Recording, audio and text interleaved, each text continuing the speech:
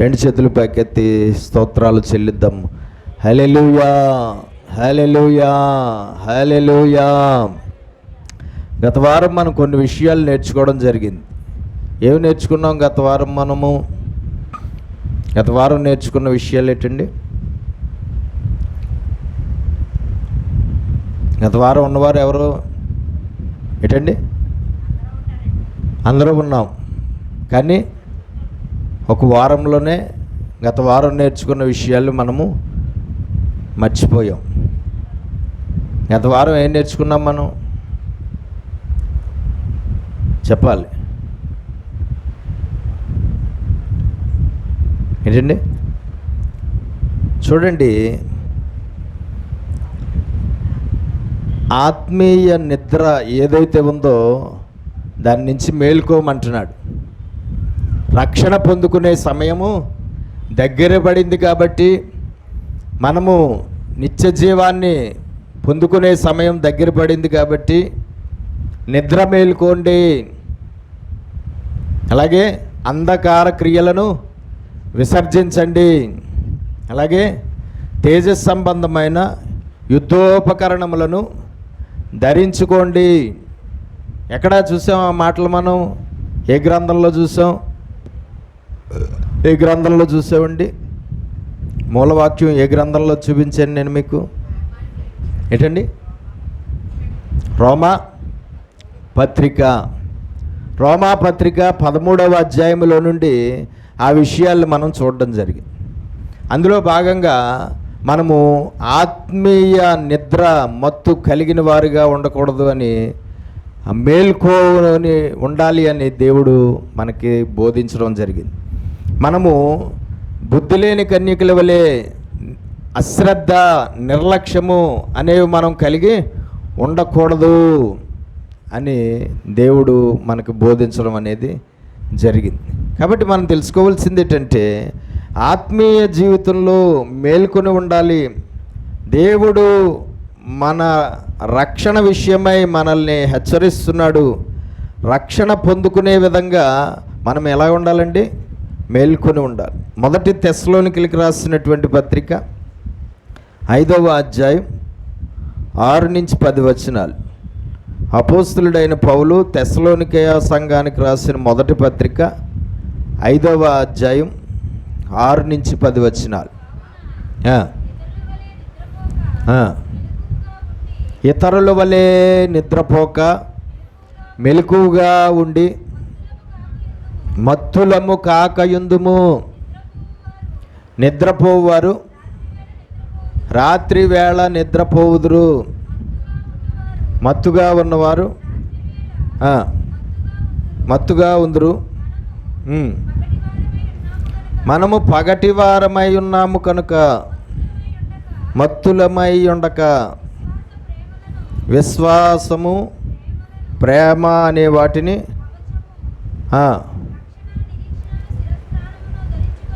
ధరించుకుందుము.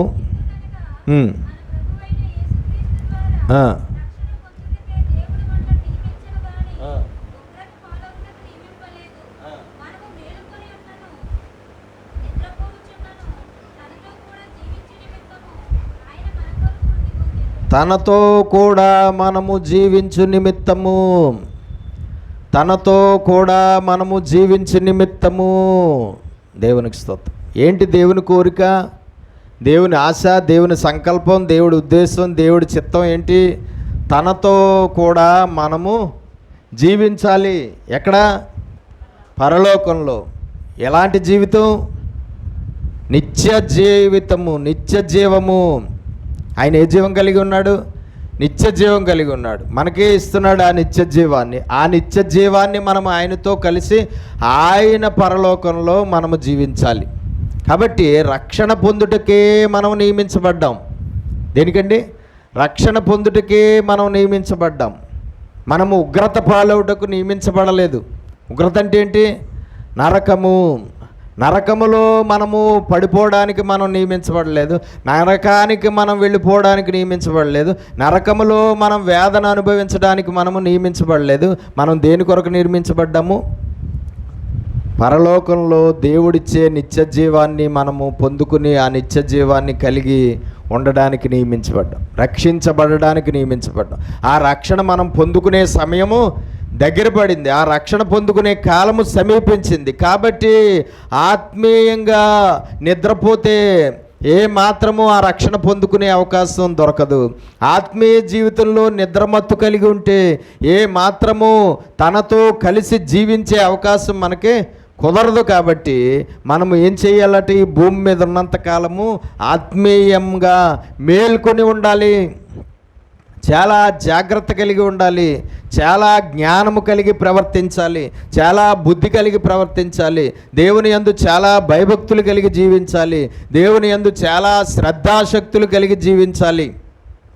దేవుని మందిరాన్ని మాత్రము నిర్లక్ష్యము చేయకుండా, దేవుని సహవాసాన్ని మాత్రము నిర్లక్ష్యం చేయకుండా, దేవునిని ప్రేమించడము, దేవునిని సేవించడము, దేవునిని పూజించడము, దేవుణ్ణి ఆరాధించడము, దేవుణ్ణి స్తుతించడం అనే పనుల్లో ఏ మాత్రము అశ్రద్ధ, నిర్లక్ష్యం అనే దాన్ని మనం కలిగి ఉండడానికి వీల్లేదు. ఒకవేళ ఆ పనుల్లో నిర్లక్ష్యాన్ని కలిగి ఉంటే కనుక రక్షణ పొందుకునే అవకాశం మనకు దొరకదు. ఆ పనుల్లో మనము నిర్లక్ష్యాన్ని కలిగి ఉంటే ఆయనతో కలిసి నివసించే అవకాశం మనకు దొరకదు. కాబట్టి మనము చాలా మేల్కొని ఉండాలి, చాలా మేల్కొని ఉండాలి. ఏ మాత్రము నిందారహితులుగా ఉండాలి, నిర్దోషులుగా ఉండాలి, నిష్కళంకులుగా ఉండాలి. దేవుడు ఫలానా కారణం చూపించి నిన్ను విడిచిపెట్టేయడానికి వీల్లేదు. దేవుడు ఫలానా కారణంతో నన్ను విడిచిపెట్టేయడానికి వీల్లేదు. దేవుడు ఫలానా కారణంతో నీ సమాధిని తెరవకుండా మూసేయడానికి వీల్లేదు. దేవుడు ఫలానా కారణంతో నా సమాధిని తెరవకుండా మూసేయడానికి వీల్లేదు. దేవుడు ఫలానా కారణంతో నువ్వు వచ్చినప్పుడు లోపలికి రాకుండా తలుపులు ఆయన వేసేయడానికి వీల్లేదు. దేవుడు ఫలానా కారణంతో నేను వెళ్ళినప్పుడు లోపలికి రాకుండా ఆయన తలుపులు మూసేయడానికి వీల్లేదు. ఫలానా కారణంతో నువ్వెవడవో నాకు తెలియదు, మీరెవరో నాకు తెలియదు అన్న సమాధానం మనం వినడానికి వీల్లేదు. యేసుక్రీస్తును దేవుడిగా నమ్మినంత మాత్రాన మనకి రక్షణ దొరికేయట్లేదు. యేసుక్రీస్తునందు విశ్వాసముంచి రక్షణ బాప్తిస్తాన్ని నీటిలో తీసుకున్నంత మాత్రాన మనము రక్షణ పొందుకోవడం అనేది జరగట్లేదు, పరలోకంలోనికి వెళ్ళిపోవడం అనేది జరగట్లేదు, నిత్య జీవాన్ని పొందుకోవడం అనేది జరగట్లేదు. కాబట్టి మనం ఆ పరలోకంలో ప్రవేశించి రక్షించబడాలంటే మేల్కో అంటున్నాడు. ఏమంటున్నాడు? మేల్కో, దేవునికి స్తోత్రం కలుగునుగాక, హల్లెలూయా. సార్వత్రిక సంఘము, ప్రస్తుతము ఉన్న సార్వత్రిక సంఘం ఆత్మీయంగా మేల్కొని ఉన్నదా, ఆత్మీయంగా నిద్రపోవచ్చున్నదా? చెప్పాలి జవాబు. ప్రస్తుతం ఉన్న సార్వత్రిక సంఘము ఆత్మీయంగా దేవుడి వాక్య ప్రకారంగా మేల్కొని ఉన్నదా, నిద్రపోవచ్చున్నదా? చెప్పాలి. ఆత్మీయంగా మత్తులో ఉన్నారు. అంటే అజాగ్రత్త, నిర్లక్ష్యము, అశ్రద్ధ, భయము లేనితనము, పరిశుద్ధత లేనితనము, ఆత్మ ఫలాలు ఫలించటం లేని పరిస్థితి, ఎన్నో పాపాలు చేసే పరిస్థితి, లోక సంబంధులుగా జీవిస్తున్న పరిస్థితి, శరీర సంబంధులుగా జీవిస్తున్న పరిస్థితి, సాతాను సంబంధులుగా జీవిస్తున్న పరిస్థితి అన్నమాట. ఆత్మీయ నిద్ర అంటే ఏంటి? ఈ విధానములో ఉంటే లవోదికీయ సంఘంతో ఏమన్నాడు? మీరు వెచ్చగానైనా ఉండండి, చల్లగానైనా ఉండండి. మీరు వెచ్చగానైనను కాక చల్లగానైనను కాక నులివెచ్చగా ఉన్నారు. నులివెచ్చగా ఉంటే నేను నా నోట నుండి మిమ్మల్ని ఉమ్మివేయనుద్దేశించి ఉన్నాను. దేవునికి స్తోత్రం. అంటే నులివెచ్చని ఆత్మీయ స్థితికి రక్షణ దొరకదు అని చాలా ఖండితంగా ఆయన చెప్పేశాడు. సగం భక్తి, సగం లోకము, సగం పరిశుద్ధత, సగం పాపము, సగము శరీరము, సగం ఆత్మ అయితే ఏం దొరకదని చెప్పేశాడు ఆయన. ఎట్టి పరిస్థితుల్లోనూ నేను నా రాజ్యంలో మిమ్మల్ని అడుగు పెట్టనివ్వను, నా నోట నుండి మిమ్మల్ని ఉమ్మి వేసేస్తాను. ఎలాగ ఉండాలట? రక్షణ పొందుకోవాలంటే వెచ్చగానే ఉండాలి. ఎలాగ ఉండాలట? ఆయనతో కలిసి జీవించాలంటే వెచ్చగానే ఉండాలి. వెచ్చగా ఉండడం అంటే ఏంటి? వెచ్చగా ఉండడం అంటే ఏంటి? నులివెచ్చని స్థితి లేకుండా చూసుకోవడం, చల్లని స్థితి కూడా లేకుండా చూసుకోవడం. అంటే ఎట్టి పరిస్థితుల్లోనూ దేవుడు మనల్ని వదిలేసేలాంటి బ్రతుకు మనలో లేకుండా చూసుకోవడం. ఎట్టి పరిస్థితుల్లోనూ మనము పరదేశంలోనికి మన ఆత్మ వెళ్లకుండా, దేవుడు తలుపులు మూసివేసేయకుండా ఉండేలాగా మనము మేల్కొని ఉండాలి. దేవునికి స్తోత్రం కలుగునుగా. ఇక్కడ అపోస్తలుడైన పౌలు దేవుని రాకడ సమయానికి కలిగినటువంటి పరిస్థితిని చెప్తున్నాడు. కానీ దాన్ని మనం ఒకసారి చూస్తే చూడండి, మళ్ళీ చదవండి. తెస్సలోనికలకు రాసిన మొదటి పత్రిక 5వ అధ్యాయం 6 నుంచి.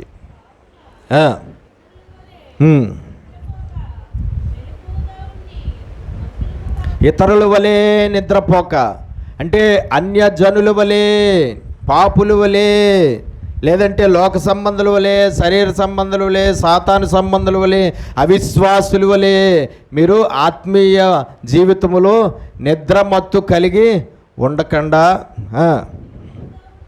మెలకుగా ఉండి మత్తులుగా ఉండకుండా ఉందుము.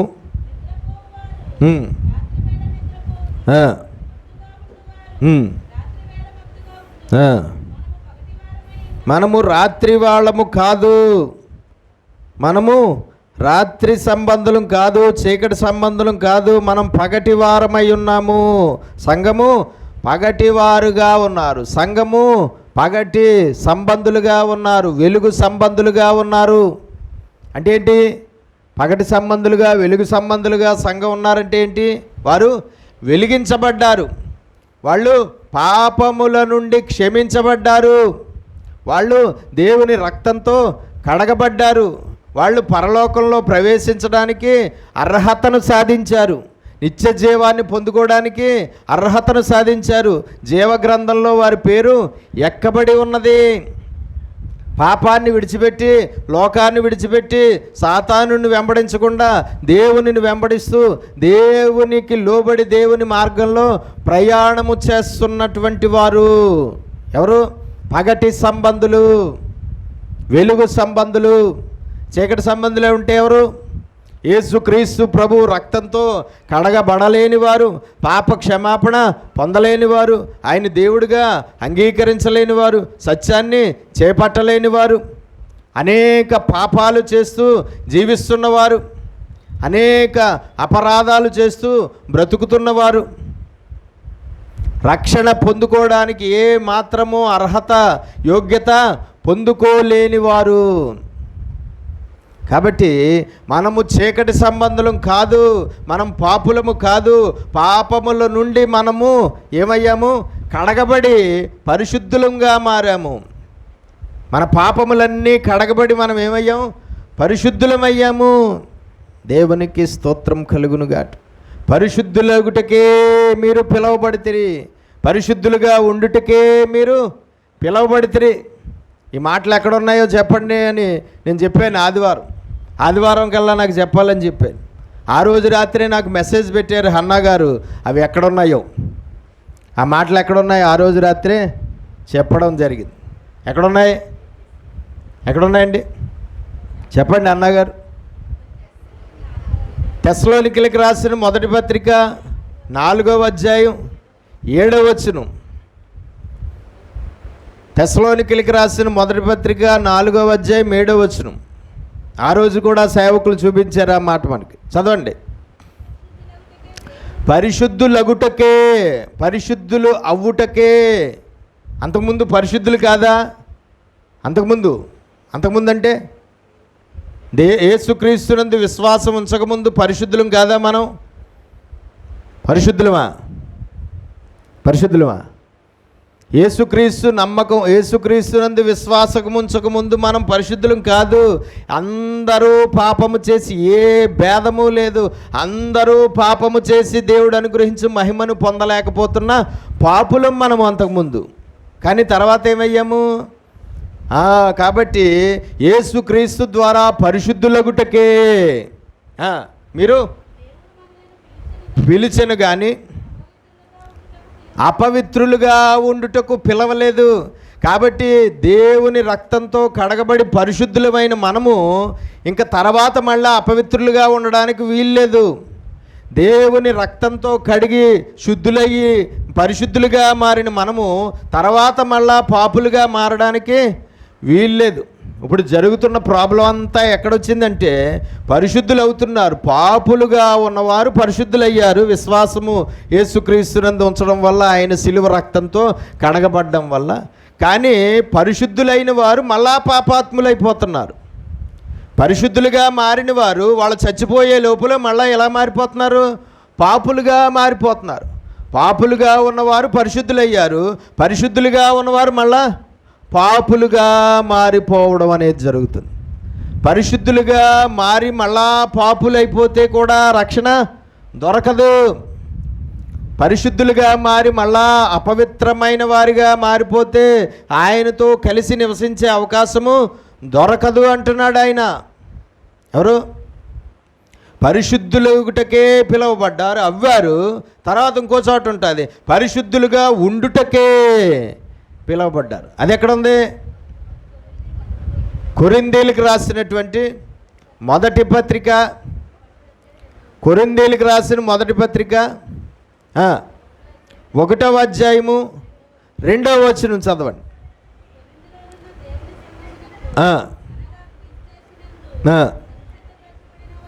క్రీస్తు యేసు ద్వారా పరిశుద్ధపరచబడిన వారై పరిశుద్ధులుగా ఉండుటకు పిలవబడిన వారు. సంఘం అంటే పరిశుద్ధులగుటకే పిలువబడిన వారు మాత్రమే కాదు, సంఘం అంటే పరిశుద్ధులు అయిన తర్వాత పరిశుద్ధులుగా చచ్చిపోయే వరకు పరిశుద్ధులుగా ఉండుటకు పిలువబడ్డారు. పరిశుద్ధులు అవ్వడం, చచ్చిపోయే వరకు పరిశుద్ధులుగా ఉండడం అనేది సంఘంలో జరగాలంట. ఏమంటున్నాడు అక్కడ? పరిశుద్ధులుగా ఉండుటకే పిలవబడిన వారికి. 2 చేతులు పైకి స్తోత్రాలు చెప్దాం గట్టిగా, ఒకసారి గట్టిగా చెప్దామా? 2 చేతులపై హల్లెలూయా, హల్లెలూయా. ఇప్పుడు అర్థమైందా మనకి? పరిశుద్ధులు అవ్వాలి, పరిశుద్ధులుగా అయిన తర్వాత పరిశుద్ధులుగా ఉండాలి. పరిశుద్ధులు అవ్వడం జరుగుతుంది, కానీ పరిశుద్ధులుగా ఉండడమే జరగట్లేదు. ఏం జరుగుతుంది? మళ్ళా అపవిత్రులైపోవడం జరుగుతుంది. ఏం జరుగుతుంది? మళ్ళా పాపులైపోవడం జరుగుతుంది. ఏమవుతుంది? మళ్ళా పాపం అనే కాడి కిందకి మళ్ళా వెళ్ళిపోతున్నారు. మళ్ళీ ఏమవుతుంది? పాపమునకు మళ్ళా దాసులైపోతున్నారు. ఇవన్నీ బైబిల్లో ఉన్నాయి. మళ్ళా ఏమైపోతున్నారట? పాపానికి దాసులైపోతున్నారు. మళ్ళా పాపమనే కాడి కిందకి వెళ్ళిపోతున్నారు, మళ్ళా పాపములు చేస్తున్నారు అంటున్నాడు. కానీ నిజానికి పరిశుద్ధులు అవడానికి పిలువబడిన వారు, దేవుని ద్వారా పరిశుద్ధులైన వారు మళ్ళా పాపులు అవ్వడానికి వీల్లేదు, మళ్ళా పాపాత్ములు అయిపోవడానికి వీల్లేదు, మళ్ళా అపవిత్రులైపోవడానికి వీల్లేదు, మళ్ళా దోషులైపోవడానికి వీల్లేదు, మళ్ళా దుర్మార్గులైపోవడానికి వీల్లేదు, మళ్ళా అన్యాయస్తులైపోవడానికి వీల్లేదు, మళ్ళా సాతాను సంబంధులైపోవడానికి వీల్లేదు. ఒకవేళ అవ్వకూడదన్నాడు, కానీ అయిపోయారు. అయిపోయిన వారికి ఏమి లేదు, ఇంకా రక్షణ లేదు. మళ్ళా పాపులైపోతే, మళ్ళా అపవిత్రులైపోతే, మళ్ళా సాతాను వెంబడించడం మొదలు పెడితే వాళ్ళకి ఇంకేం లేదట, మళ్ళా రక్షణ లేదు. అంటే అంతకుముందు వారి పాపములను రక్షించబడిన వారుగా ఉన్నా కానీ ఆత్మరక్షణ లేదు. అంతకుముందు రక్షణ బాప్తిసాన్ని తీసుకున్న వారుగా ఉన్నా వాళ్ళకి రక్షణ లేదు. దేవునికి మహిమ కలుగునుగా. కాబట్టి మనం తెలుసుకోవాల్సింది ఏంటంటే, ఏ మాత్రము మనం మళ్ళా ఇచ్చేయడానికి వీలు. మీరు పరిశుద్ధులుగా ఉండుటకే పిలువబడ్డారు. ఇంకో చోట కూడా ఉంటుంది, ఎక్కడన్నా తెలుసా? రోమా పత్రిక 1వ అధ్యాయం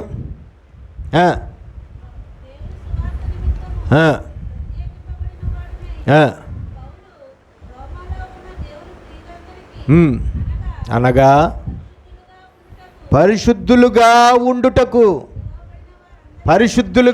ఉండుటకు పిలువబడిన వారందరికీ శుభము అని చెప్పి రాస్తున్నాడు. రోమాలో ఉన్న దేవుని సంబంధులైన పరిశుద్ధులుగా ఉండడానికి పిలువబడినటువంటి వారికి శుభము అని చెప్పి రాస్తున్నాడు. కాబట్టి మనం తెలుసుకోవాల్సింది ఏంటంటే పరిశుద్ధులం అవ్వాము, పరిశుద్ధులం అవ్వడంలో ముఖ్యమైన పాత్ర ఎవరు పోషించారు? మనం పాపులం కదా, ఒకప్పుడు పరిశుద్ధులం అయ్యాం కదా, మనం పరిశుద్ధులం అవడంలో ముఖ్యమైన పాత్ర ఎవరిది? లేదంటే మనం పరిశుద్ధులం అయ్యాం కదా, ఎలాగయ్యాం? ఎవరి ద్వారా అయ్యాం? యేసుక్రీస్తు ప్రభువు ద్వారా అయ్యాం. తర్వాత పరిశుద్ధులుగా ఉండడం అనే దాంట్లో ముఖ్యమైన పాత్ర ఎవరిది? పరిశుద్ధులు అయిన తర్వాత చచ్చిపోయే వరకు మనం పరిశుద్ధులుగా ఉండాలి అన్న దాంట్లో ముఖ్యమైన పాత్ర ఎవరిది? మనదే. ముందు దాంట్లో ముఖ్యమైన పాత్ర ఎవరిది? క్రీస్తుది. కానీ తర్వాత దాంట్లో ముఖ్యమైన పాత్ర ఎవరిది? మనదే. అంటే పరిశుద్ధులు అయిన తర్వాత చచ్చిపోయే వరకు పరిశుద్ధులుగానే బ్రతకడం అనే దాన్ని, అది మన బాధ్యత. దేవుడిచ్చిన పరిశుద్ధతను కాపాడుకుంటూ, దేవుడిచ్చిన పరిశుద్ధతను పాడు చేసుకోకుండా, దేవుడిచ్చిన పరిశుద్ధతను చాలా జాగ్రత్తగా మనం కలిగి ఉండి బ్రతకవలసిన బాధ్యత ఎవరిది? మనదే. కానీ సార్వత్రిక సంఘములో ఏం జరుగుతుందట? పరిశుద్ధులు అయ్యారు కానీ పరిశుద్ధులుగా ఉండలేకపోతున్నారు. పరిశుద్ధులు అయ్యారు కానీ పరిశుద్ధులుగా బ్రతకలేకపోతున్నారు. పరిశుద్ధులు అయ్యారు కానీ పరిశుద్ధతను కాపాడుకోలేకపోతున్నారు. పరిశుద్ధులు అయ్యారు కానీ పరిశుద్ధంగా చచ్చిపోయే వరకు మీరు జీవించలేకపోతున్నారు. కాబట్టి నా నోట నుండి నేను మిమ్మల్ని ఉమ్మివేసేయడానికి నిర్ణయించుకున్నాను. జీవించుచున్నావన్న పేరు మాత్రము నీకు ఉన్నది కానీ నీవు మృతుడవే. క్రైస్తవుడు అన్న పేరు నీకు ఉంది కానీ, విశ్వాసి అన్న పేరు నీకుంది కానీ, పరిశుద్ధుడు అన్న పేరు నీకుంది కానీ నువ్వు మృతుడవే. మృతులలో నుండి లెగిచి నువ్వు దేవుడు రక్షణ పొందుకో అంటున్నాడు. అందుకే మృతుడవైపోయావు, పాపముల వలన మరలా మృతుడవైపోయావు. కానీ మృతులలో నుండి లేచి ఏం పొందుకో అంటున్నాడు? గత వారము మనం చెప్పుకున్న రిఫరెన్స్లో దాంట్లో అది మనం చూసామా? చూడండి ఒకసారి, మళ్ళా తీయండి. ఎక్కడ చూసాం అది? ఎఫ్ఎస్సీలకు రాసిన పత్రిక, ఎఫ్ఎస్సీలోన చూసాం 5. చదవండి. ఎఫ్ఎస్సీ 5, 14, 15, 16 చదవండి.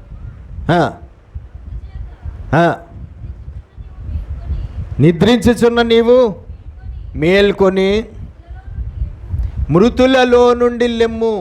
అండి, నిద్రించుచున్న నీవు మేల్కొని మృతులలో నుండి లెమ్ము అన్న మాట అక్కడ పౌలు దేవుని ఆత్మతో నింపబడి ఎవరికి రాసిన మాట అది? అది ఆజ్ఞ కదా. ఆ ఆజ్ఞ ఎవరికి ఇచ్చిన ఆజ్ఞ? అన్యులకా? ఎవరికి ఇచ్చిన ఆజ్ఞ? సంఘానికి, ఎఫెస్సీ సంఘానికి అని రాయబడింది కదా. ఎఫెస్సీ సంఘం అంటే కేవలము ఆసియాలో ఉన్న ఎఫెస్సీ సంఘస్థులకైనా, లేదంటే సార్వత్రిక సంఘంగా ఉన్న మనకు కూడా వర్తిస్తుంది ఆ ఆజ్ఞ? మనకు కూడా వర్తిస్తుంది. ఏమంటున్నాడు ఆయన? దేవుడు ఏమంటున్నాడు పౌల్లో ఉండి? చదవండి మళ్ళా.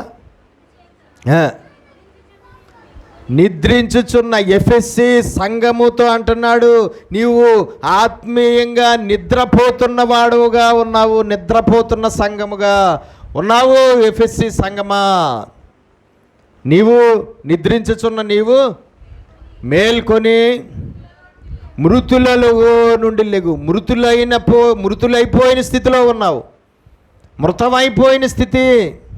సంఘం స్థితి ఎలాగుంది? మృతమైపోయిన స్థితి. జీవించవలసిన వాడు మృతుడైపోతే ఎలా జీవించగలుగుతాడు? నిత్యము జీవించవలసిన వాడు మృతుడైపోతే ఎలాగ జీవించగలుగుతాడు? నిత్య జీవాన్ని పొందుకోవలసిన వాడు ఆత్మీయంగా మృతుడవడానికి వీల్లేదు. రక్షణ పొందుకోవాలనుకునేవాడు ఆత్మీయంగా మృతుడైపోవడానికి వీల్లేదు. పరలోకంలో దేవుడిచ్చే నిత్య జీవాన్ని పొందుకోవాలన్న గురి కలిగిన వాడు ఆత్మీయంగా మృతుడైపోవడానికి వీల్లేదు, ఆత్మీయంగా నిద్రపోవడానికి వీల్లేదు.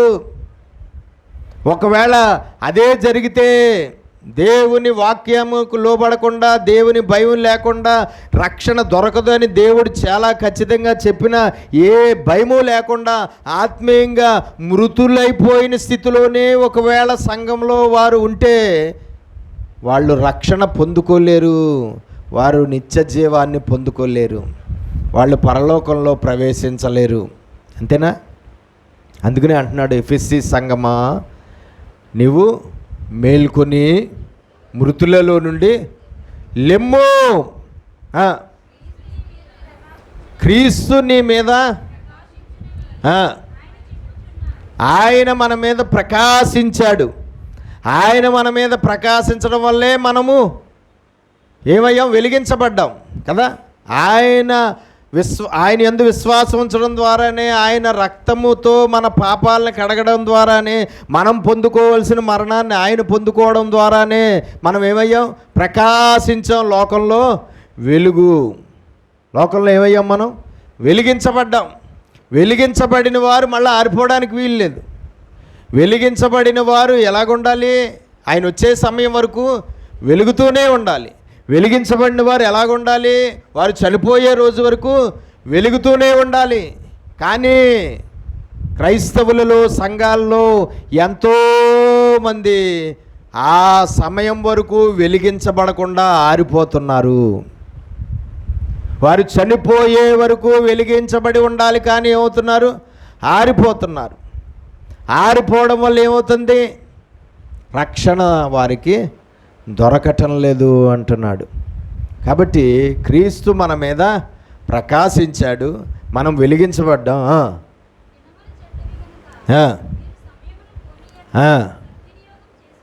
కాబట్టి దినములు చెడ్డవి.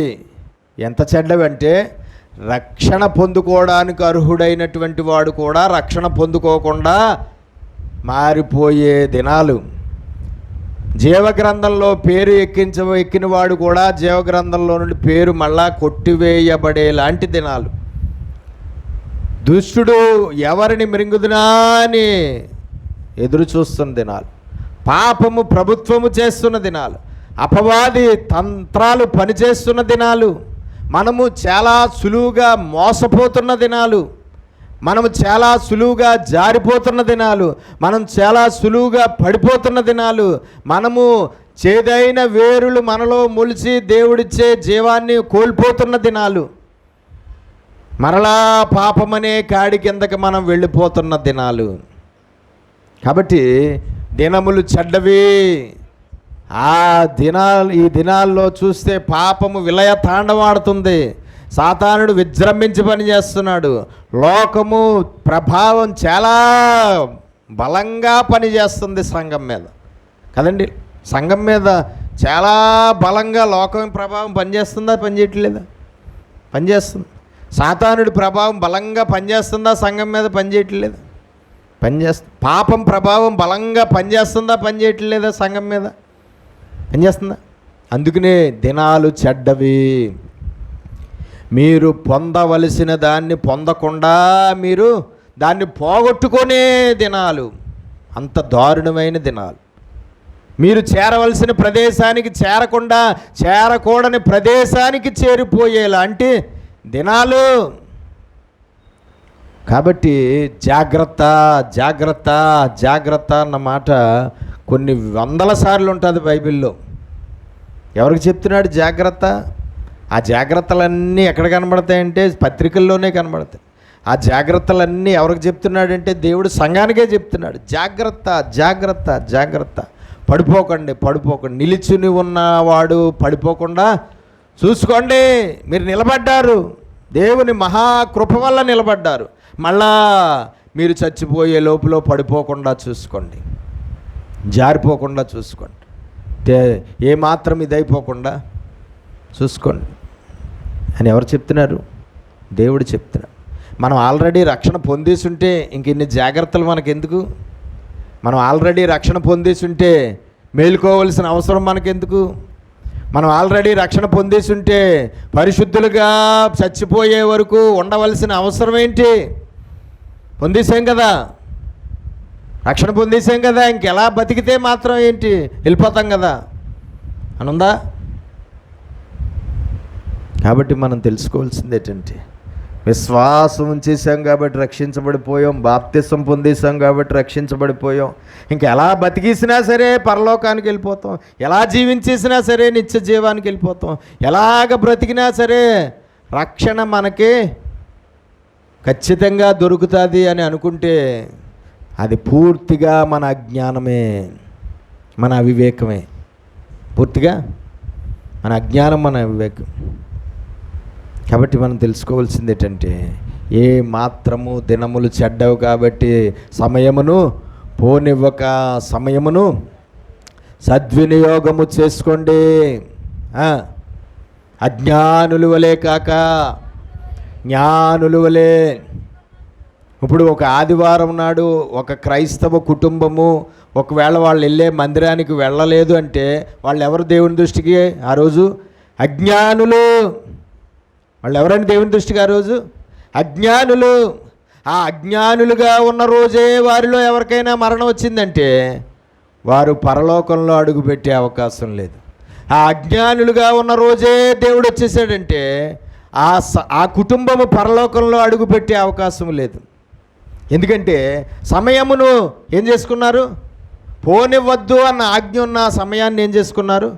పోనిచ్చుకున్నారు. జనములు చెడ్డవే అని చెప్పినా సరే ఏం చేసుకున్నారు? వినలేదు. అజ్ఞానుల వల్లే ఉండొద్దని చెప్పినా ఏం చేసుకున్నారు? అజ్ఞానుల్లానే ఉన్నారు. కాబట్టి ఏమవుతారు? దినములు. కాబట్టి మనం తెలుసుకోవాల్సింది ఏంటంటే, చాలా జాగ్రత్త, చాలా జాగ్రత్త. మనం ఇంకా వెలిగించబడిపోయాము, మనం రక్షించబడిపోయాము, మనం నిలబడిపోయాము, ఇంకా పడిపోయే అవకాశం లేదు నా జీవితంలో అని అనుకోవద్దు. వెలిగించబడిపోయాను, ఇంకా ఆరిపోయే అవకాశం లేదు నా జీవితంలో అని అనుకోవద్దు. పగటి సంబంధిని అయిపోయాను, మళ్ళా చీకటి సంబంధిని అయిపోయే పరిస్థితి లేదు నా జీవితంలోనే అనుకోవద్దు. ఎవరిని ఎప్పుడు ఎలాగ మింగేస్తాడో ఎవరికీ తెలియదు.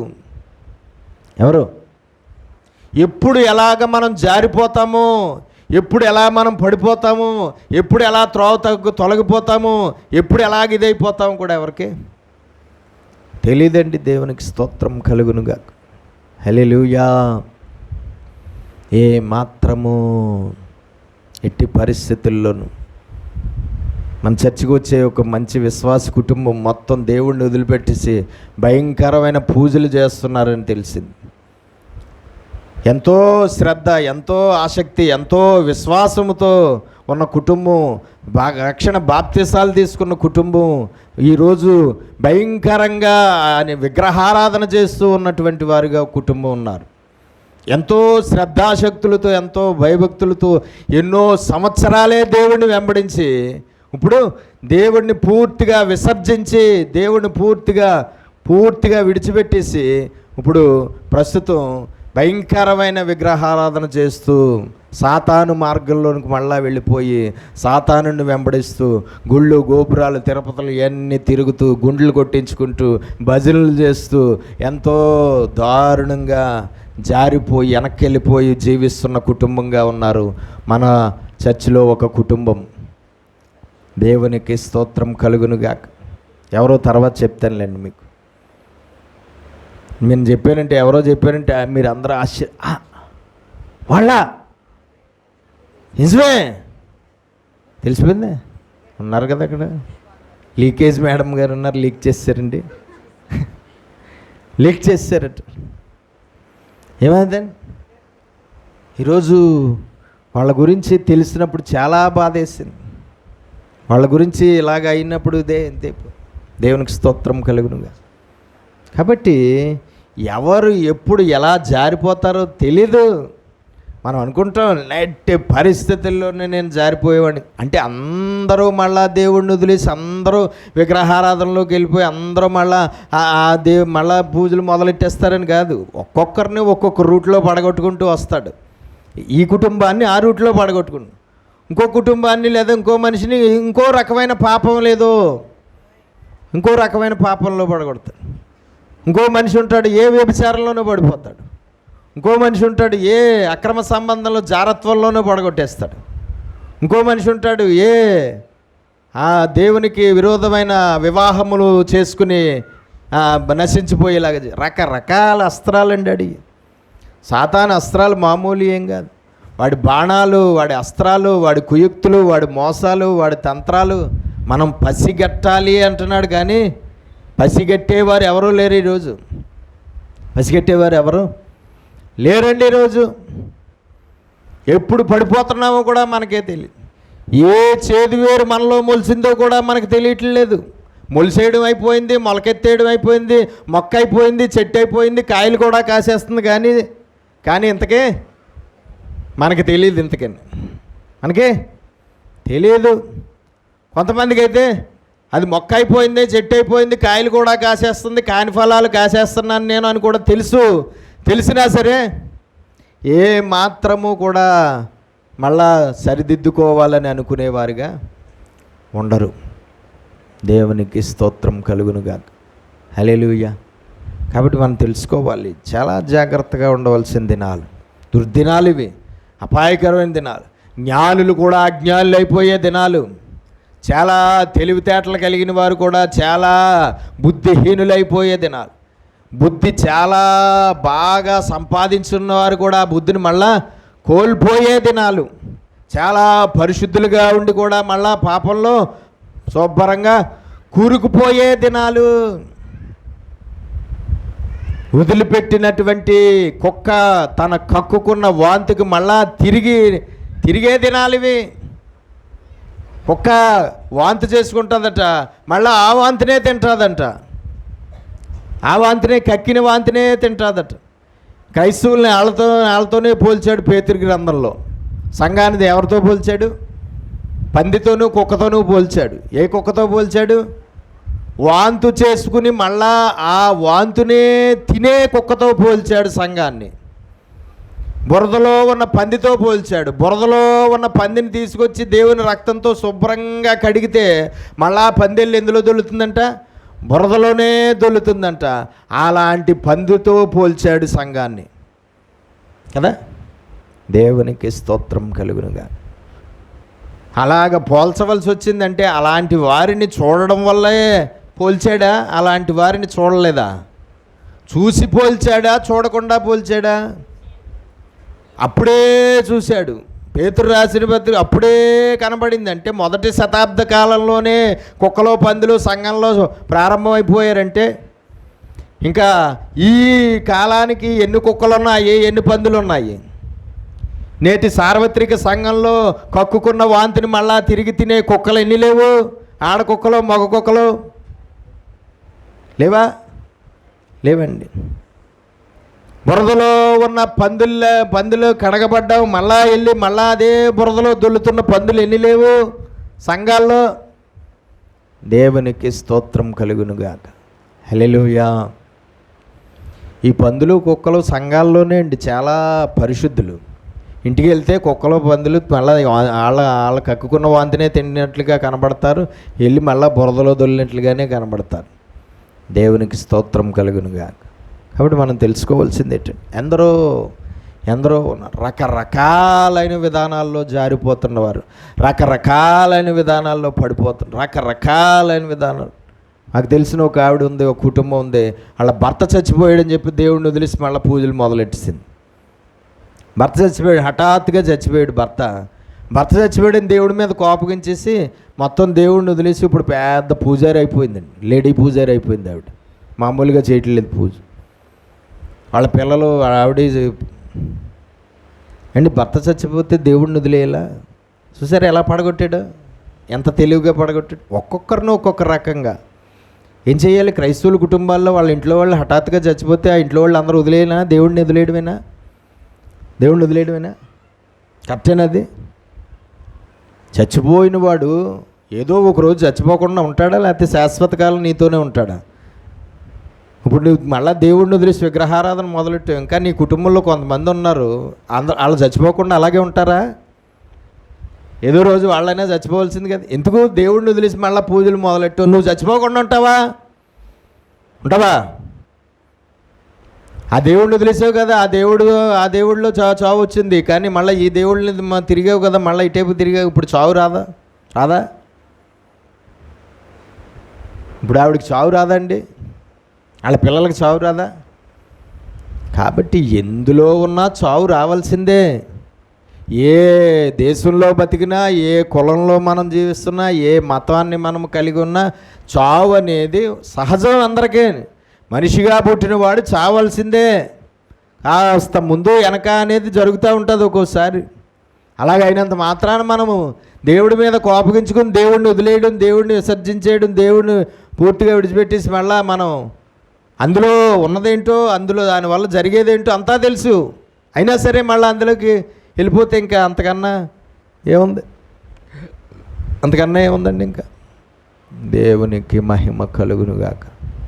కాబట్టి మనం తెలుసుకోవాల్సింది ఏంటంటే చాలా జాగ్రత్తగా, ఇంకో కుటుంబం నాకు తెలుసు, మన చర్చి కాదు కానీ వేరే చర్చి, ఆ కుటుంబం కూడా నాకు తెలుసు. కొన్ని కార్యాలు జరగలేదంట, అందుకని దేవుణ్ణి వదిలేశారట కుటుంబం అంతా. ఏంటండి? కొన్ని కార్యాలు జరగలేదట, ప్రార్థనలు చేశారట, కొన్ని కార్యాల కొరకు ఎదురు చూశారట, కొన్ని కార్యాలు కొరకు చాలా మొరపెట్టారట, చాలా సంవత్సరాలే ఆ కార్యాలు జరగాలని కోరుకుని మొరపెట్టారట, కానీ ఎన్ని సంవత్సరాలైనా ఆ కార్యాలు జరగలేదట. అందుకని దేవుడి మీద కోపం నుంచి ఏం చేశారు? కుటుంబం అంతా వదిలేశారండి. ఎంతో మంచి కుటుంబం అన్నమాట. ఆత్మీయంగా చెప్పుకోవాలంటే మా కుటుంబం అంతా బాగా కొంచెం మాదిరిని చూసిన కుటుంబం ఆ కుటుంబం ఒకప్పుడు.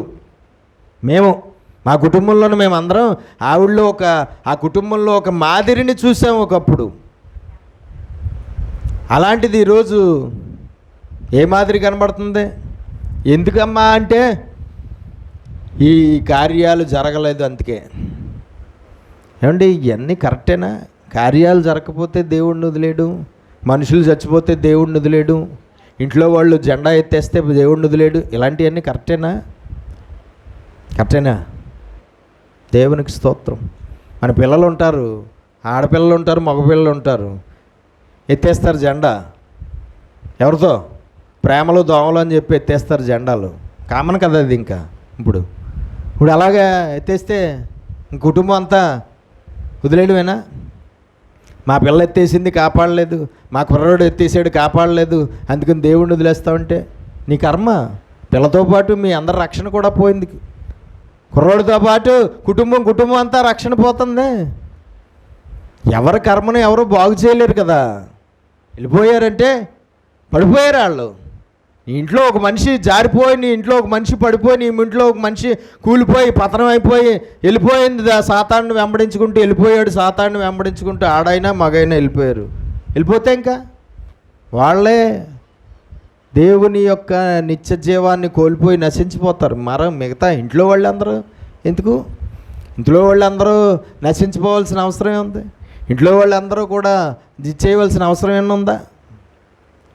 దేవునికి స్తోత్రం కలుగునుగాక. ప్రస్తుతం యవన పిల్లల మీద పెట్టాడని టార్గెట్. క్రైస్తవుల్లో యవన పిల్లల మీద పెట్టాడు టార్గెట్. క్రైస్తవుల్లో యవన పిల్లల మీద పెట్టి టార్గెట్ ఏం చేస్తున్నాడు? వాళ్ళు ఎంత బాగా అంతకుముందు ఎదిగిన వారైనా సరే యవన పిల్లల మీద పెట్టాడు. ఆడ మగ మీద ప్రేమ అనే అస్త్రాన్ని ఉపయోగిస్తున్నాడు. అస్త్రంతో ఏం చేస్తున్నాడండి? దేవునికి స్తోత్రం కలుగునుగా. నాకు కొన్ని రోజుల క్రితమే ప్రార్థనలో ఒక భయంకరమైన నిజాన్ని బయలుపరిచాడు దేవుడు. ఒక బిడ్డ విషయంలో దేవుడు బయలుచాడు. సాతానుడు తన సాధనాన్ని సిద్ధం చేశాడు. వేటగాడు తన యొక్క అస్త్రాన్ని ప్రయోగిస్తున్నాడు. 1 సంవత్సర కాలంలో సాతానుడు ప్రయోగించిన అస్త్రానికి వెనక్కి తిరిగి వెళ్ళలేని విధంగా బిడ్డ బంధించబడుచున్నది అని ఒకరి కోసం చెప్పాడు. మన చర్చిలో వాళ్ళ కోసం ఒకరి కోసం చెప్పాడండి. నేను ప్రార్థన చేస్తున్నాను, దేవా ఆ బంధకాలు నువ్వు తెంపాలి. ఆల్రెడీ మేము ఇప్పటికే ఎంతో వేదన కలిగి ఉన్నాము. ఒకనొక సంఘటన జరిగి మళ్ళా అలాంటి సంఘటన మేము చూడలేము, తట్టుకోలేము. ఆ కుటుంబం కూడా తట్టుకోలేదు. దేవా నువ్వే కాపాడు, నువ్వే రక్షించు అని ప్రార్థన చేస్తున్నాను నేను ఒక మనిషి కోసం. కాబట్టి జాగ్రత్త. ఏ సమయానికి ఎలాంటి అస్త్రాలు విసురుతాడో ఎవరికీ తెలీదు.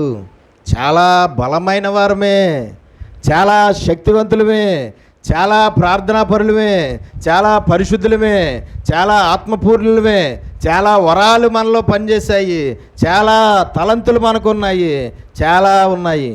కానీ పడిపోయేటప్పటికి ఏది, జారిపోయే సమయానికి ఏది పని చెయ్యదంతే. కూలిపోయే సమయానికి ఏది పని చెయ్యదు.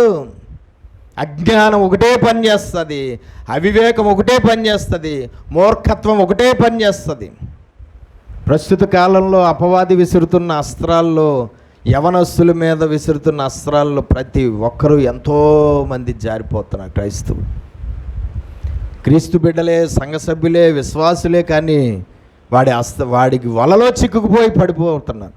వాడి వలలో ఏ మనిషిని చూసినా యవన కాలంలో ఆడేటి మగేటి ఎవరిని చూసినా ప్రేమ ప్రేమ ప్రేమ ప్రేమ, ఇష్టం ఇష్టం ఇష్టం ఇష్టం, ఇష్టపడి పెళ్లి చేసుకోవడం, ఇష్టపడి వెళ్ళిపోవడం, ఇష్టపడి పెళ్లి చేసుకోవడం, ఇష్టపడి వెళ్ళిపోవడం. ఆడ అంతే, మగ అంతే, ఆడ అంతే, మగ అంతే. వెనకాల ఎంత తల్లిదండ్రులు ఏడుస్తారు, వెనకాల దేవుడికి ఎంత అవమానం కలుగుతుంది, వెనకాల ఎంత నా రక్షణ ఎలాగ పోయింది, ఏమీ ఆలోచించటం లేదు. ఇంకా వాడి అస్త్రాలలో, వాడి వలలలో చిక్కుకుపోతున్నారు ఎందరో ఈనాడు. జాగ్రత్తగా ఉండవలసిన దినాలు ఇవి. నిర్లక్ష్యంగా ఉండవలసిన దినాలు కాదు. దేవుణ్ణి పక్కన పెట్టేసే దినాలు కాదు. దేవుణ్ణి మర్చిపోయే దినాలు కాదు. దేవుణ్ణి విసర్జించే దినాలు కాదు. దేవుని వాక్యాన్ని మనము ఏమాత్రము లెక్క చేయకుండా, దాన్ని అనుసరించకుండా మన ఇష్టానుసారంగా జీవించే దినాలు కాదు. రక్షణ పొందుకోవలసిన దినాల్లో ఉన్నాము. రక్షణ మనకి సమీపంగా ఉన్నది. నిద్ర మేలుకోవలసిన దినాల్లో మనం ఉన్నాము. పేతురు రాసిన మొదటి పత్రిక 4వ అధ్యాయం 7వ వచనం. పేతురు రాసిన మొదటి పత్రిక 4:7.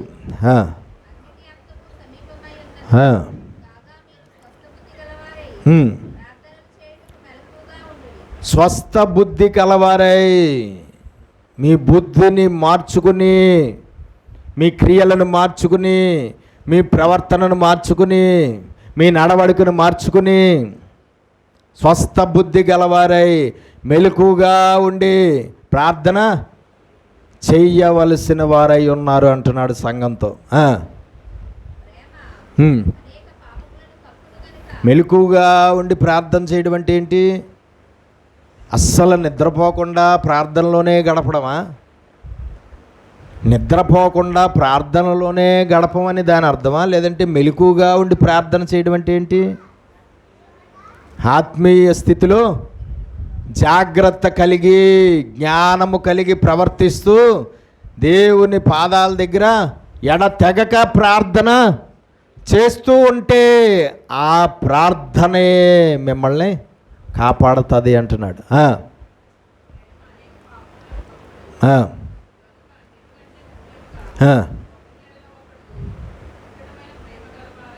ప్రేమ వల్లే రక్షణ పొందుకునే అవకాశం ఉంటుంది. కాబట్టి ఒకని ఎడల ఒకడు మిక్కుటమైన ప్రేమ కలిగి ఉండండి. నేను ఎన్నోసార్లు చెప్పాను, మిగతా విషయాల్లో ఎక్కడైనా చిన్న చిన్న చిన్న చిన్న ఫాల్ట్లున్నా ఒకవేళ దేవుడు క్షమించి రక్షణ ఇస్తాడేమో, కానీ ప్రేమ విషయంలో పిసరంత ఫాల్ట్ నీలో నాలో కనబడినా దేవుడు రక్షణ ఇవ్వడండి మనకి. ప్రేమ విషయంలో అస్సలు కాంప్రమైజ్ అవ్వడు దేవుడు. ప్రేమ అనేది ఎలాగ ఉందో దేవుడి దగ్గర, దేవుళ్ళో అదే ప్రేమ మనలో ఉండాలి ఖచ్చితంగా. ఆ ప్రేమ మనలో లేదు అంటే ఇంక ఎట్టి పరిస్థితుల్లోనూ ఎంత భక్తిపరుడుగా ఉన్నా వాడికి రక్షణ దేవుడు ఇవ్వడనమాట. ఎందుకంటే ప్రేమ లేనివాడు పశుప్రాయుడు అని ఉంది బైబిల్లో. ప్రేమ లేనివాడు పశుప్రాయుడు. ఇంకా పశుప్రాయుడుగా ఉన్నవాడిని ఎవరిని దేవుడు పరలోకంలో తాను రక్షణ ఇచ్చి నిత్య జీవాన్ని ఇచ్చి ఆశీర్వదించడం. కాబట్టి మనం తెలుసుకోవాల్సింది ఏంటంటే, ఎంతో మిక్కుటమైన ప్రేమ, ఏదో నామకార్థమైన ప్రేమ కాదు. మిక్కుటమైన ప్రేమ అంటే ఏంటి? చాలా ఎక్కువగా. ఎంత ఎక్కువగా? నిన్ను వలే నీ పొరుగు వారిని ప్రేమించు అన్నాడు కదా. మనల్ని మనం ఎలా ప్రేమించుకుంటున్నామో అలాగే ప్రతి మనిషిని ప్రేమించే దేవుడు రక్షణకు పాత్రలయ్యే అవకాశం ఉంటుంది. ఆ ప్రేమ మనలో లేకపోతే, ఆ ప్రేమ మనలో లేకపోతే ఎట్టి పరిస్థితుల్లోనూ దేవుడిచ్చే నిత్య జీవాన్ని పొందుకునే అవకాశం లేదు. కాబట్టి ఆ ప్రేమ అనేక పాపములను కప్పును గనక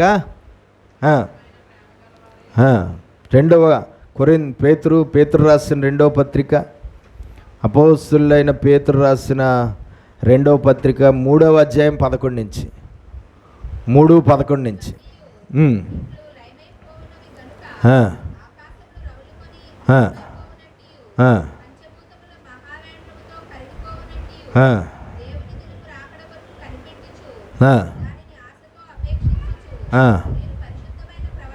పరిశుద్ధమైన ప్రవర్తనతో భక్తితో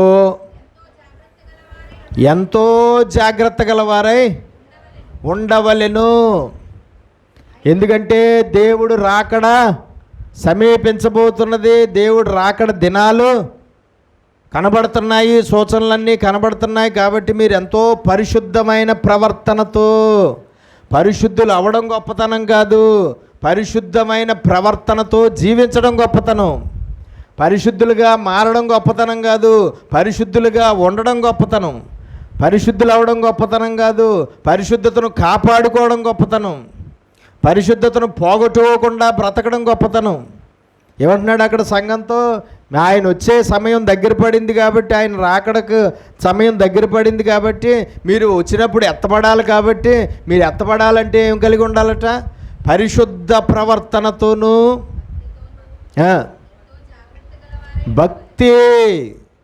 భక్తితోనూ ఎంతో జాగ్రత్త. ఏంటండి? ఎంతో జాగ్రత్త కలిగిన వారుగా ఉండవలెను.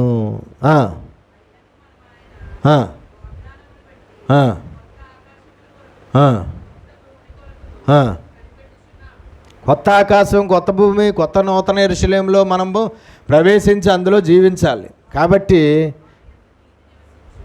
కాబట్టి మనము చాలా పరిశుద్ధ ప్రవర్తన.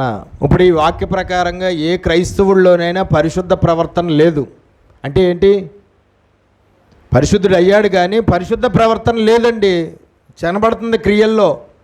పరిశుద్ధ ప్రవర్తన లేదని క్రియల్లో స్పష్టంగా కనబడుతుంది. అప్పుడు వాడికి రక్షణ ఉన్నట్టా లేనట్టా? రక్షణ పొందుకుంటాడా పొందుకోడా? దేవునికి స్తోత్రం కలుగును. మనము ఆయనతో కలిసి నివసించవలసిన వారమై ఉన్నాం కాబట్టి మృతులలో నుండి లెగాలి, మేల్కోవాలి, నిద్రమత్తు విడిచిపెట్టాలి, శ్రద్ధాశక్తులను చాలా బలంగా తయారు చేసుకోవాలి. దేవుడి పట్ల ఉన్న నిర్లక్ష్యం, అశ్రద్ధ అనే వాటిని పూర్తిగా కాల్చివేయాలి. ఎట్టి పరిస్థితుల్లోనూ మనము విడిచిపెట్టబడకూడదు. ఎట్టి పరిస్థితుల్లోనూ మనము రక్షణను పోగొట్టుకోకూడదు. దేవునికి స్తోత్రం. చాలా పరిశుద్ధమైన ప్రవర్తన. మన సేవకులు చెప్పారు సంఘంలో ఏంటట? పరిశుద్ధతను నేర్పించే పాఠశాలట. ఎంత అద్భుతమైన మాట అండి! పరిశుద్ధతను నేర్పించే పాఠశాల. కానీ ఆ సంఘానికి వెళ్తే పరిశుద్ధత ఎక్కడైతే వచ్చేస్తుందేమో అని ఆ పాఠశాలకు వెళ్ళడం మానేస్తారు స్టూడెంట్లు కదండి. స్టూడెంట్లు ఏం చేస్తారు? ఆ పాఠశాలకు వెళ్ళామంటే పరిశుద్ధత వచ్చేస్తుంది, పరిశుద్ధత వచ్చేసిందంటే పరలోకం వెళ్ళిపోవాలి. కాబట్టి మనం నశించిపోవాలి. కాబట్టి నశించబడడానికే పిలువబడ్డాం. కాబట్టి ఆ పాఠశాలను మనం నిర్లక్ష్యం చేస్తాం, ఆ పాఠశాలను అశ్రద్ధ చేస్తాం. ఆ పాఠశాల అంటే మనకు ఎక్కదు. ఆ పాఠశాలలో దేవుడితో సహవాసం చేయడం అనే దాని మీద మనసు ఉండదు.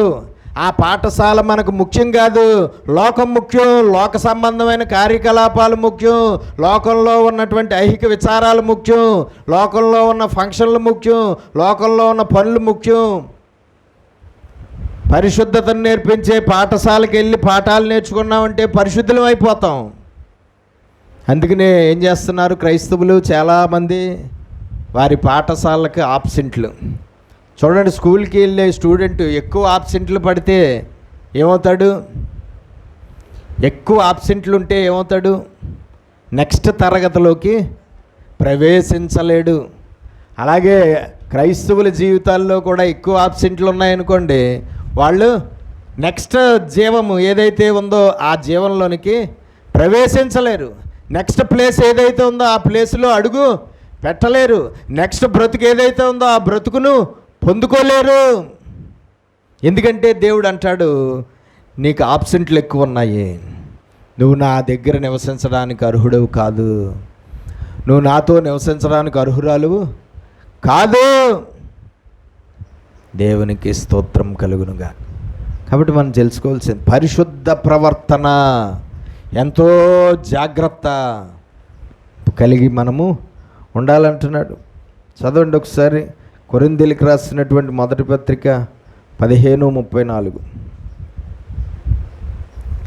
15:34.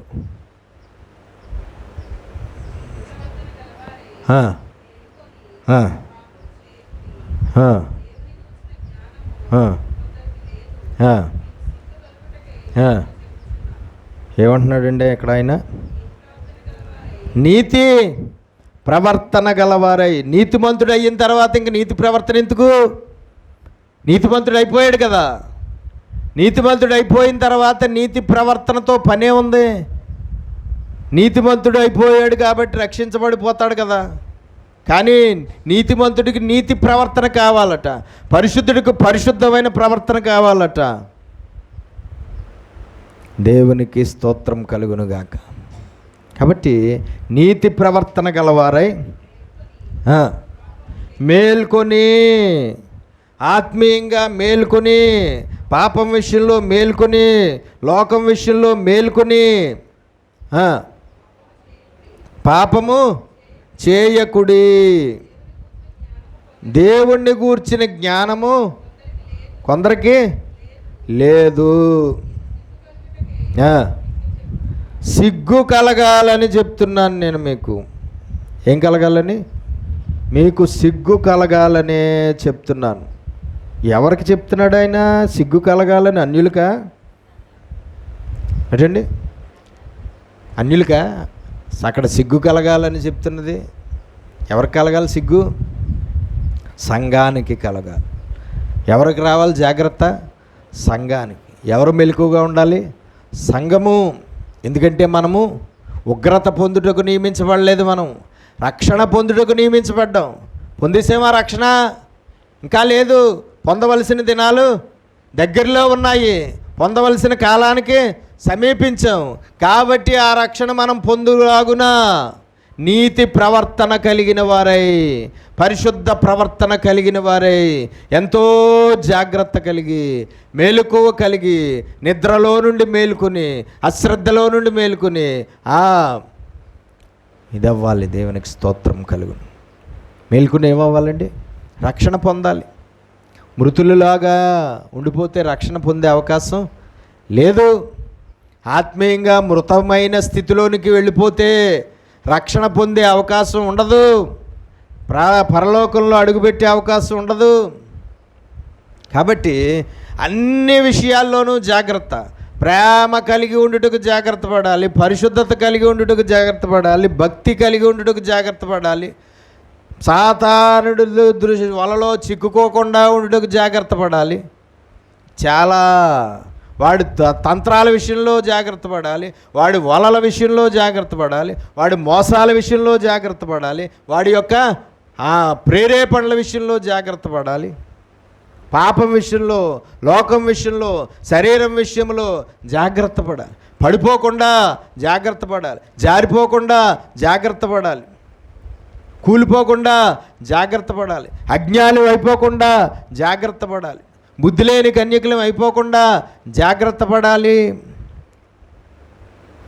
ఏ రకంగానూ కూడా రక్షణను పోగొట్టుకునే పరిస్థితి మనలో లేకుండా జాగ్రత్త పడాలి.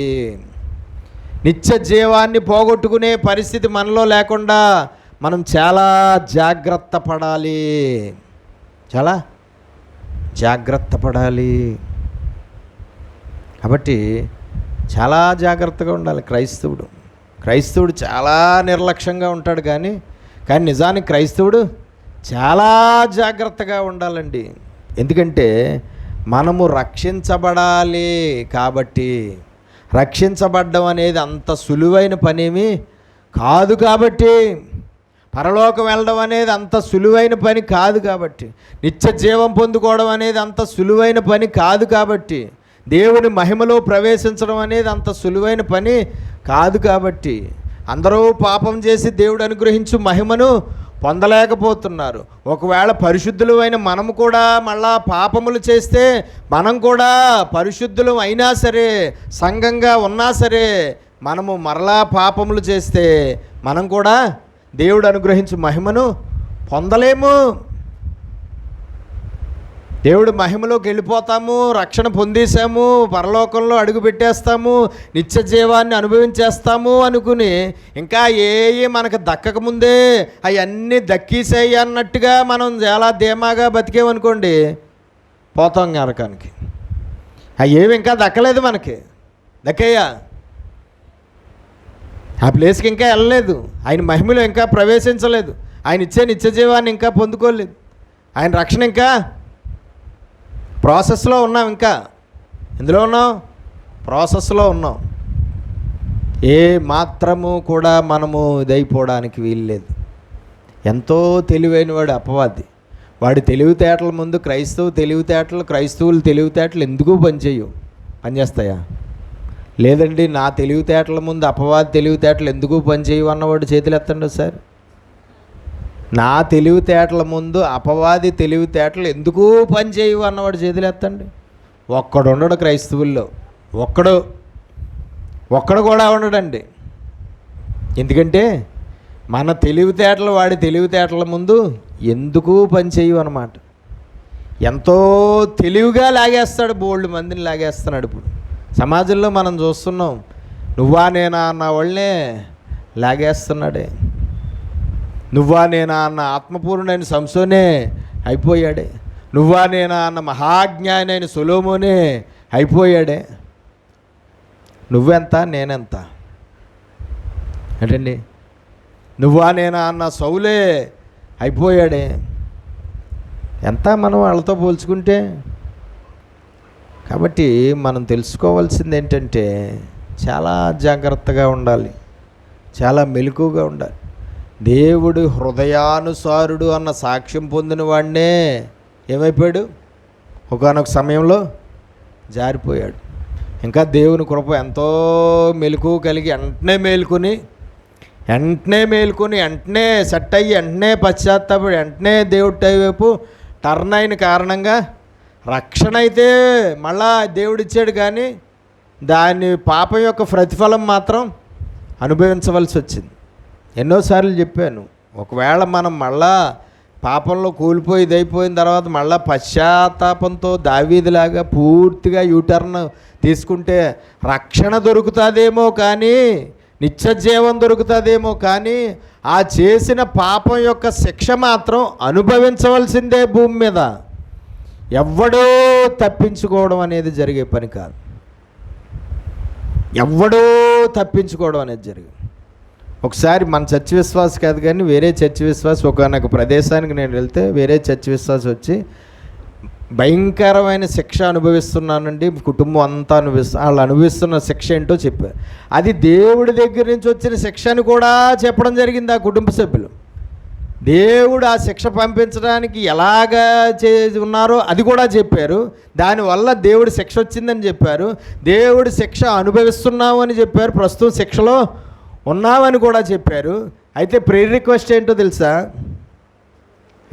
ప్రేయర్ రిక్వెస్ట్, పాస్టర్ గారు మీకోసం విన్నానండి, మీరు ప్రార్థన చేస్తే చాలా మేలులు జరుగుతాయట, నా కోసం నా కుటుంబం కోసం ప్రార్థన చేయండి.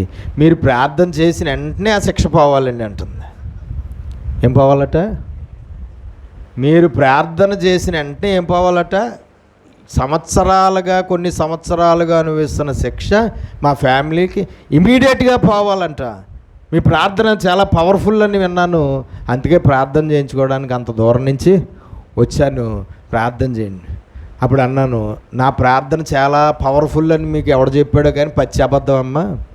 నేను ఏ ప్రార్థన చేసినా ఒక్క కార్యం కూడా ఎవరికీ జరగదు, వెళ్ళిపో. విశేషం ఏంటో తెలుసా? ఆ వేళ నేను వాళ్ళకి ప్రార్థన చేయలేదు. ప్రార్థన చెయ్యలేదు, చెయ్యనివ్వలేదు. శిక్ష పోవడం కాదు కదా, కనీసం నేను ప్రార్థన వాళ్ళకి చెయ్యడం కూడా దేవుడికి ఇష్టం లేదు. చాలా రిక్వెస్ట్ చేశారు కానీ ప్రార్థన నేను చేయలేదు. అమ్మా, మీ శిక్ష పోవడం అనేది దేవుడి చేతుల్లో ఉంది తప్ప నా చేతుల్లో లేదు. నేను చాలా భారంగా మీకోసం ప్రార్థన చేసినా మీ శిక్ష పోదు. అది నిర్ణయకాలం ఎప్పుడైతే ఉందో అప్పుడే పోతుంది. ఈ లోపల మీరు మారు మనసు పొంది, ఈ లోపల యూటర్న్ అవి, ఈ లోపల మీ పాపాలు ఒప్పుకుని, ఈ లోపల మీ పాపాలు మీరు విడిచిపెట్టి, ఈ లోపల మీరు పట్టుకున్నారు, అయితే ఉన్నాయో మీరు పట్టుకున్నారు, వాటి అన్నిటి నిమిత్తం దేవుడి దగ్గర మీరు నిందారహితులు అవుతే కనుక మీ శిక్ష దేవుడు తీసేయాలన్న టైంకి ఆటోమేటిక్గా మీరు ప్రార్థన చేయకపోయినా, మీకోసం నాకులాంటి పాస్టర్ ప్రార్థన చేయకపోయినా సరే మీ శిక్ష పోతుంది. కానీ ఇప్పుడు మాత్రం మీ శిక్ష పోదు. నాకు మీతో మాట్లాడుతుంటేనే చెప్తున్నాడు, ఇంకా మీ శిక్షాకాలం చాలా సంవత్సరాలు ఉంది, వెళ్ళిపోండి. మీ శిక్షాకాలం పూర్తి అవ్వలేదు. మీ శిక్ష నేను ప్రార్థన చేసినా సరే పోదు, వెళ్ళిపోండి అని చెప్పి పంపిస్తాను. తిట్టుకుంటూనే వెళ్ళారు. ఇదేం పాస్టర్ అనుకున్నాడు. అయినా సరే మనం మనుషుల్ని మెప్పించాలని ప్రయత్నం చేస్తే దేవుడి దగ్గర మొట్టుకెళ్ళి పడిపోతాయి మనకి కదా. అసలు నాకు దేవుడు అంటే చాలా భయం ఎక్కువ. కాబట్టి మనం తెలుసుకోవాల్సింది ఏంటంటే, కొన్ని రకరకాలుగా ఉంటారు మనుషులు.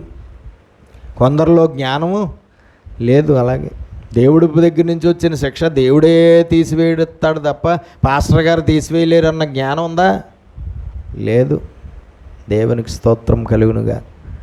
శిక్షలు తీసివేసే అంత పవర్ పాస్టర్లకు ఇవ్వలేదండి దేవుడు.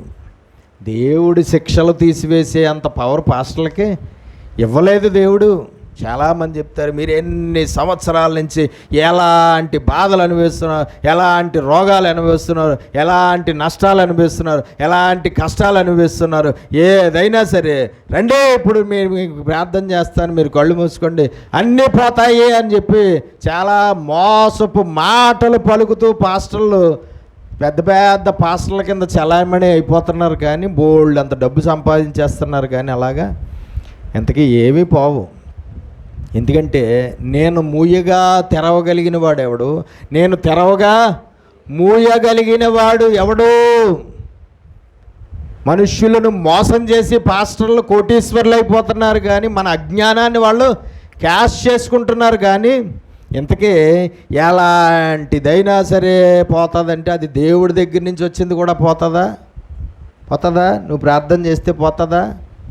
చాలా పెద్ద పాస్టర్వే నిజమే, కానీ దేవుడు ఇంకా నిర్ణయకాలం, ఇంకా చాలా టైం ఉంది, నువ్వు ప్రార్థన చేసావు, పోతుందా? పోదు. కాబట్టి మనం తెలుసుకోవాల్సింది ఏంటంటే, చాలా జాగ్రత్త.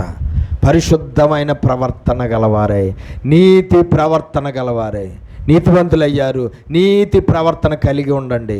పరిశుద్ధులయ్యారు, పరిశుద్ధమైన ప్రవర్తన కలిగి ఉండండి. భక్తులయ్యారు, భక్తులు లాగానే బతకండి. కాబట్టి మెలకువ కలిగి ఉండండి. ఆత్మీయంగా నిద్రమత్తు విడిచిపెట్టండి. దేవుడంటే నిర్లక్ష్యాన్ని విడిచిపెట్టండి. మందిరం అంటే నిర్లక్ష్యాన్ని విడిచిపెట్టండి. సహవాసం అంటే నిర్లక్ష్యం ఏదైతే ఉందో దాన్ని విడిచిపెట్టండి. ప్రార్థనలు అంటే నిర్లక్ష్యం ఏదైతే ఉందో దాన్ని విడిచిపెట్టండి. వాక్యం అంటే నిర్లక్ష్యం ఏదైతే ఉందో దాన్ని విడిచిపెట్టండి. దేవునితో ఏకాంతంగా గడిపే విషయంలో నిర్లక్ష్యాన్ని కలిగి ఉన్నారు, దాన్ని విడిచిపెట్టండి. దేవుని పోలిక, దేవుని స్వరూపము, దేవుని మాదిరి మనలో ఉంటేనే మనం ఏమవుతాము? రక్షించబడతాము. పరలోకంలో నిత్య జీవాన్ని పొందుకుంటాము. అవి మనలో లేనప్పుడు మనము భూమి మీద భక్తులమే కానీ పరలోకంలో ప్రవేశించగలిగిన భక్తులు అవ్వలేము. మనం భూమి మీద విశ్వాసులమే కానీ పరలోకంలో నివసించగలిగినంత విశ్వాసులు అవ్వలేము. రక్షణ ప్రాసెస్ వచ్చింది కానీ, జరిగింది కానీ రక్షణ ప్రాసెస్ ఫెయిల్ అయిపోయింది. రక్షణ ప్రాసెస్ ఏమైంది? ఫెయిల్ అయిపోయింది. చూడండి, మీరు ఎవరికైనా ఫోన్పే చేయాలనుకున్నప్పుడు ఫోన్పేలో ఎవరికైనా నెంబర్ కొట్టి ఫోన్పే చేస్తే ఒక్కోసారి టక్కన వెళ్ళిపోద్ది, ఒక్కోసారి ప్రాసెస్లోకి వెళ్ళిపోద్ది. ప్రాసెస్లోకి వెళ్ళిపోతే చూస్తాం, ప్రాసెస్లోకి వెళ్ళింది అని అంటాడు, ప్రాసెస్లోకి వెళ్ళిందని చూస్తాం. సరే ప్రాసెస్లోకి వెళ్ళిపోయింది కదా అని గిరగిర తిరిగి తర్వాత ఏమైంది? ఒక్కోసారి ఫెయిల్. ఫెయిల్ అయిన వస్తుంది. అలాగే ప్రస్తుతం ప్రాసెస్లో ఉన్నాము. ప్రాసెస్లో గిరగిర తిరుగుతున్న చక్రాలు ప్రస్తుతం.